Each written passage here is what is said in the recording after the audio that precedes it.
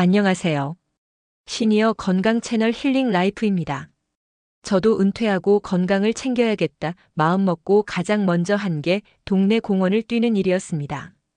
러닝머신 위에서든 공원 트랙에서든 이마에 땀이 송골송골 맺히고 숨이 턱까지 차오르게 뛰어야 오늘 운동 좀 제대로 했구나 하고 뿌듯함을 느꼈습니다. 그냥 걷는 건 솔직히 운동이라기보다는 산책이나 마실 정도로만 여겼습니다. 그런데 어느 날부터인가 무릎이 시큰거리기 시작했습니다. 파스를 붙여도 그때뿐 계단을 내려갈 때는 저도 모르게 아이고 소리가 절로 나왔습니다. 결국 찾아간 정형외과 의사 선생님이 엑스레이 사진을 보시더니 제게 이런 말씀을 하셨습니다. 선생님, 지금 건강해지려고 하시는 운동이 오히려 선생님 무릎 연골을 믹서기처럼 갉아먹고 있습니다. 100세까지 두 발로 꼿꼿하게 걸으시려면 지금 당장 그렇게 뛰는 것을 멈추시고 이렇게 걸으셔야 합니다. 저는 큰 충격을 받았습니다. 땀 흘려 뛴 것이 오히려 독이 되고 있었다니요. 우리 시니어들은 흔히 뛰는 것이 걷는 것보다 무조건 더 효과적이고 좋은 운동이라고 오해합니다. 물론 같은 시간 대비 칼로리 소모나 심폐기능 향상 면에서는 그럴 수 있습니다. 하지만 우리의 관절과 근육은 20대, 30대와 다릅니다. 준비되지 않은 시니어의 조깅은 약이 아니라 돌이킬 수 없는 독이 될 수 있습니다. 무릎과 고관절의 연골은 한번 닳아 없어지면 절대 재생되지 않습니다. 잘못된 자세로 계속 뛰게 되면 뼈는 충격을 이기지 못하고 골다공증성 스트레스 골절로 이어질 수 있습니다. 더 무서운 것은 뛰다가 균형을 잃어 넘어지기라도 하면 고관절이나 척추 골절 같은 치명적인 부상으로 이어져 건강을 지키려다 오히려 남은 여생을 침대 위에서 보내게 될 수도 있다는 사실입니다. 그래서 오늘은 시니어 건강의 최대 화두이자 가장 많은 분이 궁금해하시는 주제입니다. 파워워킹과 슬로우 조깅 중 과연 무엇이 우리 60대, 70대 시니어에게 더 안전하고 더 효과적인 황금 운동법인지 과학적인 근거를 바탕으로 낱낱이 비교 분석해 드리겠습니다. 오늘 이 영상을 끝까지 보시면 여러분의 현재 몸 상태에 딱 맞는 최고의 운동법을 확실하게 찾아가실 수 있을 것입니다. 먼저 우리에게 가장 친숙하고 안전한 파워워킹에 대해 자세히 알아보겠습니다. 파워워킹은 단순히 공원을 어슬렁거리는 산책이 아닙니다. 말 그대로 힘차게 걷는 것입니다. 허리를 곧게 펴고 배에 힘을 주며 팔을 90도로 구부려 앞뒤로 힘차게 흔들면서 평소보다 보폭을 넓혀 빠른 속도로 걷는 운동입니다. 파워워킹의 가장 위대한 장점은 바로 관절의 안전성입니다. 걷기는 두 발이 동시에 땅에서 떨어지는 순간이 없습니다. 한쪽 발이 땅에 닿아 있을 때 다른 발이 앞으로 나아가죠. 이 때문에 우리 무릎과 고관절, 발목에 가해지는 충격이 내 체중의 1.5배를 넘지 않습니다. 이는 저충격 운동의 대표적인 예입니다.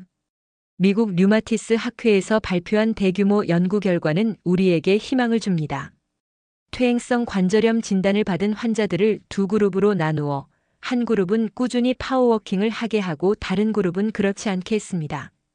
몇 년 후 파워워킹을 꾸준히 한 그룹은 그렇지 않은 그룹에 비해 무릎 통증이 현저히 감소했을 뿐만 아니라 연골이 닳는 속도마저 훨씬 느려졌다는 것이 밝혀졌습니다. 즉 걷기는 연골을 닳게 하는 것이 아니라 오히려 허벅지 근육과 엉덩이 근육을 튼튼하게 만들어 무릎으로 가는 충격을 흡수시키고 관절 주변의 혈액순환을 도와 관절 건강을 지켜주는 역할을 한 것입니다. 두 번째 장점은 만성질환 관리에 탁월하다는 것입니다. 파워워킹은 혈압과 혈당을 잡는 최고의 운동 중 하나입니다. 미국 심장협회의 발표에 따르면 일주일에 5일 하루 30분 이상 꾸준히 파워워킹을 하는 것은 고강도 달리기만큼이나 고혈압, 고콜레스테롤, 그리고 당뇨병 위험을 낮추는 데 효과적이라고 합니다. 왜일까요? 파워워킹은 우리 몸에서 가장 큰 근육들, 즉 허벅지와 엉덩이 근육을 집중적으로 사용합니다. 이 큰 근육들이 힘차게 움직이면서 혈액 속의 포도당을 에너지원으로 맹렬하게 끌어다 씁니다. 그 결과 혈당 수치가 안정적으로 조절되고 인슐린 민감성이 개선됩니다. 또한 전신의 혈관을 이완시키고 혈액순환을 촉진하여 끈적끈적한 피를 맑게 하고 혈압을 낮추는 데 직접적인 도움을 줍니다. 올바른 파워워킹 자세를 다시 한번 강조합니다. 시선은 정면 15m 앞을 바라보고 턱은 살짝 당깁니다. 가슴을 펴고 허리를 곧게 세우며 배꼽을 등 쪽으로 당긴다는 느낌으로 복부에 힘을 줍니다. 팔꿈치는 90도로 구부려 앞뒤로 리듬감 있게 흔듭니다. 이때 팔이 몸통을 가로지르지 않도록 주의합니다. 발은 뒤꿈치가 먼저 닿고 발바닥 전체를 거쳐 앞꿈치로 땅을 힘차게 밀어내며 나아가야 합니다. 이제 파워워킹의 강력한 경쟁자인 슬로우 조깅에 대해 알아보겠습니다. 많은 분이 조깅이라고 하면 숨이 턱까지 차오르는 고통스러운 달리기를 생각하지만 오늘 말씀드릴 슬로우 조깅은 완전히 개념이 다릅니다. 슬로우 조깅은 일본의 저명한 스포츠 의학자인 다나카 히로아키 교수가 창시한 방법으로 그 핵심은 옆 사람과 웃으면서 대화할 수 있을 정도의 아주 느린 속도로 뛰는 것입니다. 심지어 파워워킹보다도 더 느릴 수 있습니다. 시속 3에서 5km 정도로 거의 제자리 걸음처럼 느껴질 만큼 천천히 뛰는 것이 특징입니다. 그렇다면 이렇게 느리게 뛸 바엔 그냥 걷는 게 낫지 않냐고요? 그렇지 않습니다. 슬로우 조깅의 첫 번째 장점은 월등히 높은 칼로리 소모와 심폐지구력 향상입니다. 놀랍게도 아무리 천천히 뛰더라도 뛰는 동작, 즉 두 발이 동시에 땅에서 떨어지는 순간이 포함되면 걷기보다 훨씬 더 많은 에너지를 사용하게 됩니다. 연구에 따르면 슬로우 조깅은 같은 시간 동안 파워워킹을 한 것보다 최대 2배 가까운 칼로리를 태울 수 있습니다. 이는 체중 감량이나 뱃살 관리가 시급한 시니어분들에게 아주 매력적인 장점입니다. 또한 걷기보다는 심박수를 더 높게 유지시켜주기 때문에 심장과 폐를 더 강력하게 단련시킵니다. 이는 심폐지구력을 향상시켜 조금만 걸어도 숨이 차는 증상을 개선하는 데 큰 도움이 됩니다. 슬로우 조깅의 두 번째 숨겨진 장점은 뇌 건강과 기분 개선입니다. 신경학 저널에 발표된 연구에 따르면 걷기 운동도 뇌 건강에 좋지만 조깅처럼 강도가 조금 더 높은 운동을 할 때 우리 뇌에서 뇌율의 신경 영양인자 즉 BDNF라는 물질이 더 많이 분비된다고 합니다. 이 BDNF는 뇌세포의 비료라고 불리는데 새로운 뇌세포 생성을 돕고 기억력을 관장하는 해마를 튼튼하게 만들어 치매 예방에 도움을 줄 수 있습니다.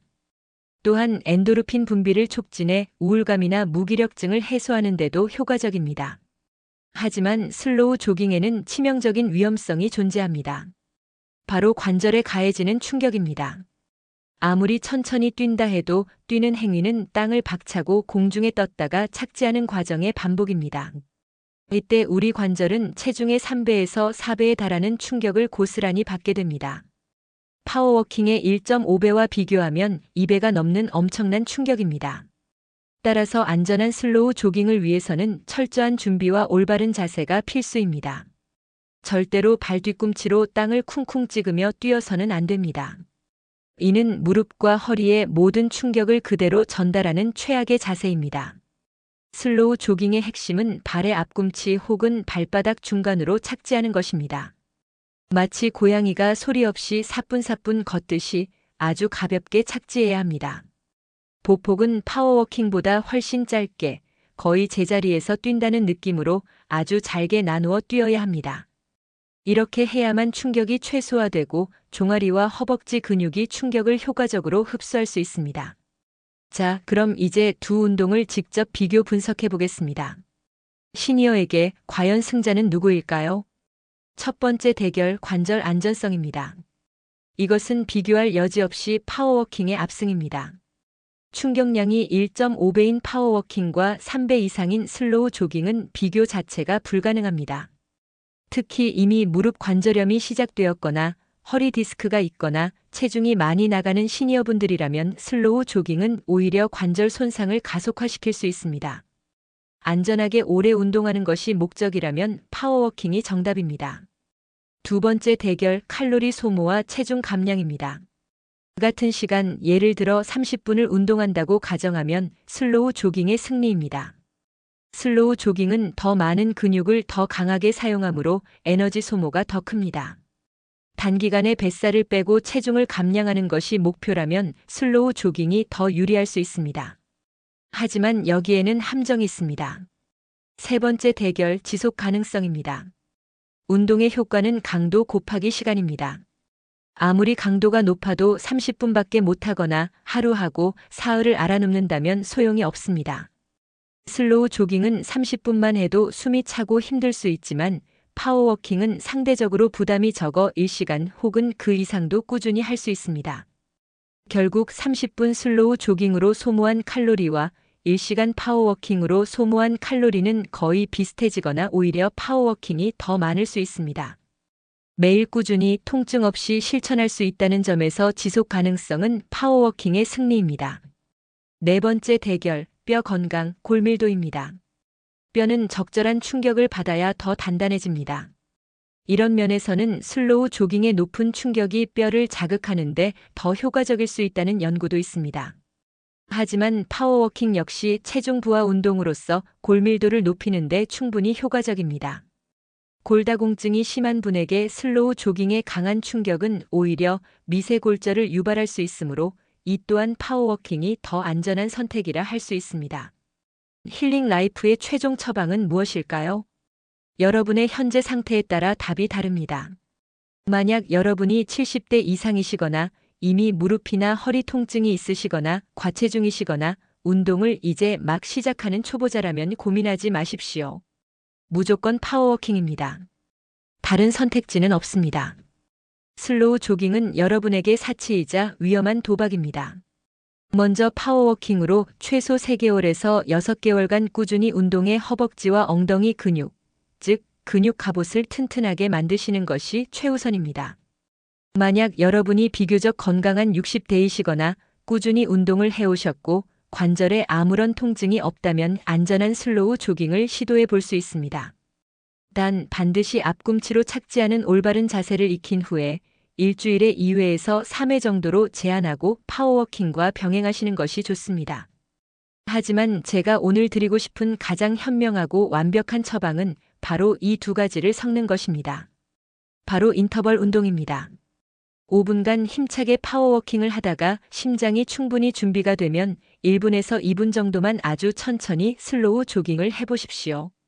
그리고 다시 5분간 파워워킹으로 돌아와 호흡을 고릅니다. 이렇게 3번에서 5번 정도 반복하는 것입니다. 이렇게 하면 파워워킹의 안전성과 슬로우 조깅의 심폐기능 향상 및 칼로리 소모라는 두 마리 토끼를 모두 잡을 수 있습니다. 관절에 무리를 주지 않으면서도 운동 효과는 극대화하는 시니어를 위한 가장 이상적인 운동법입니다. 오늘 우리는 파워워킹과 슬로우 조깅을 낱낱이 비교 분석해 보았습니다. 파워워킹은 안전성과 지속성, 그리고 만성질환 관리의 왕입니다. 슬로우 조깅은 심폐기능 향상과 칼로리 소모에서 유리하지만 관절 부상이라는 명확한 위험이 따릅니다. 가장 중요한 것은 뛰느냐, 걷느냐가 아닙니다. 내 관절이 감당할 수 있는 범위 내에서 오늘 한 운동을 내일도 모레도 통증 없이 즐겁게 할 수 있느냐입니다. 남들이 뛴다고 해서 절대 조급해하며 따라 뛰지 마십시오. 여러분은 현재 파워워킹과 슬로우 조깅 중 어떤 운동을 하고 계신가요?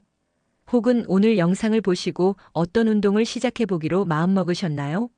여러분의 소중한 경험과 다짐을 댓글로 남겨주시면 그 글을 읽는 다른 많은 분께도 큰 용기와 정보가 될 것입니다. 오늘 내용이 도움이 되셨다면 좋아요 한번 꼭 눌러주십시오. 그리고 앞으로도 여러분의 100세 건강을 지켜줄 유익한 정보들을 놓치지 않으시려면 구독 버튼과 그 옆에 알림 설정 종 모양 버튼을 꼭 눌러주시기 바랍니다. 여러분의 튼튼한 두 다리가 100세까지 여러분을 이끌어주기를 응원합니다. 지금까지 시니어 건강 채널 힐링 라이프였습니다. 감사합니다.